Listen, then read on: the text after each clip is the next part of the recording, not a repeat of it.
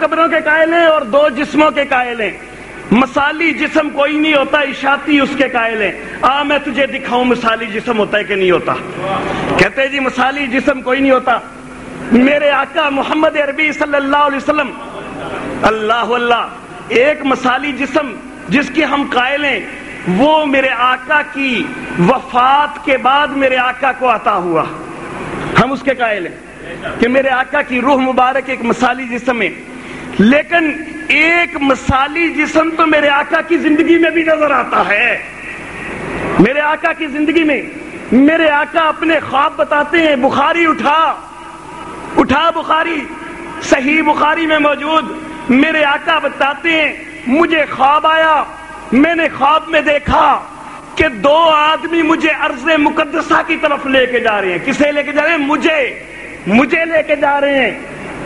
میرے آقا کا اصل جسد اطہری جو تھا وہ تو بستر پر سویا ہوا تھا، لیکن میرے آقا خواب میں ارض مقدسہ میں اپنے آپ کو دیکھتے ہیں. بخاری اٹھا دوسری حدیث، میں نے اپنے آپ کو خواب میں جنت میں دیکھا.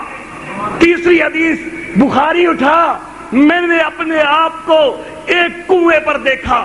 چوتھی حدیث بخاری اٹھا، میں نے اپنے آپ کو ایک حوض پہ دیکھا.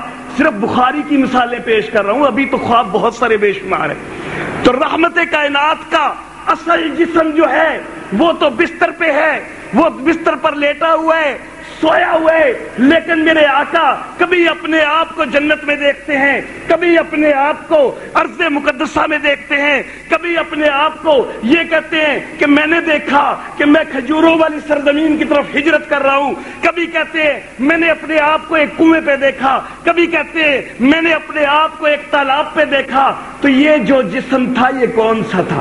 حقیقی جسم تو جنت میں نہیں تھا، حقیقی جسم تو کنویں پہ نہیں گیا، حقیقی جسم تو تالاب پہ ماحول پر نہیں گیا، حقیقی جسم تو اس وقت کھجوروں والی سرزمین کی طرف ہجرت نہیں کر رہا تھا. تو یہ مثالی جسم تو میرے آقا کی زندگی میں بھی ثابت ہے. اور میرے آقا نے فرمایا کہ من رآنی فی المنام فقد رآنی، جس نے خواب میں مجھے دیکھا اس نے مجھ ہی کو دیکھا. تو میرا آقا کا جسد اطہر تو قبر شریف میں جو ہمارے خواب میں آتا ہے وہ مثالی جسم ہے کہ حقیقی جسم ہے؟ میرے آقا نے کہا مجھ ہی کو دیکھا.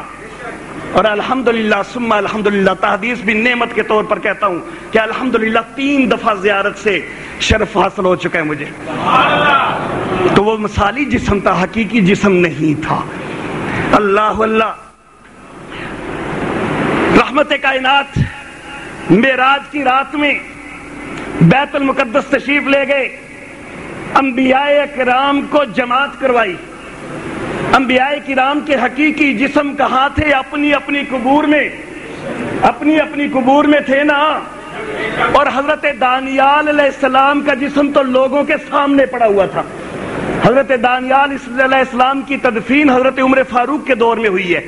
اس وقت تک تدفین نہیں ہوئی تھی، لوگوں کے سامنے پڑا ہوا ہے حضرت دانیال علیہ السلام کا جسم.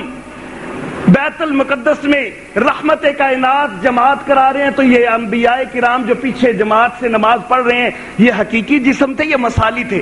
حقیقی تو اپنی قبروں میں پڑے ہوئے تھے. پھر رحمت کائنات آسمانوں پہ گئے ہیں. آسمانوں پہ گئے ہیں تو پہلے آسمان پہ حضرت آدم علیہ الصلوۃ والتسلیمات سے ملاقات ہوتی ہے. دوسرے آسمان پہ حضرت عیسیٰ علیہ السلام اور حضرت یحییٰ علیہ السلام سے ملاقات ہوتی ہے. تیسرے آسمان پہ حضرت یوسف علیہ السلام سے ملاقات ہوتی ہے. چوتھے آسمان پہ حضرت ادریس علیہ السلام سے ملاقات ہوتی ہے. پانچویں آسمان پہ حضرت ہارون علیہ السلام سے ملاقات ہوتی ہے. چھٹے آسمان پہ حضرت موسیٰ علیہ السلام سے ملاقات ہوتی ہے. ساتویں آسمان پہ حضرت ابراہیم علیہ السلام سے ملاقات ہوتی ہے. ان میں حضرت عیسیٰ علیہ السلام کے علاوہ باقی سارے جسم روحانی تھے، باقی سارے جسم مثالی تھے کہ حقیقی تھے؟ حقیقی جسم تو ان کی قبور مبارک میں پڑے ہوئے تھے، اور مثالی جسم تھے وہاں جن سے ملاقاتیں ہوئیں. اور آگے چل میرے آقا چلتے ہیں، قدموں کی کھسکار سنائی دیتی ہے، قدموں کی کھسکار سنائی دیتی ہے. پوچھتے ہیں کہ کون ہے؟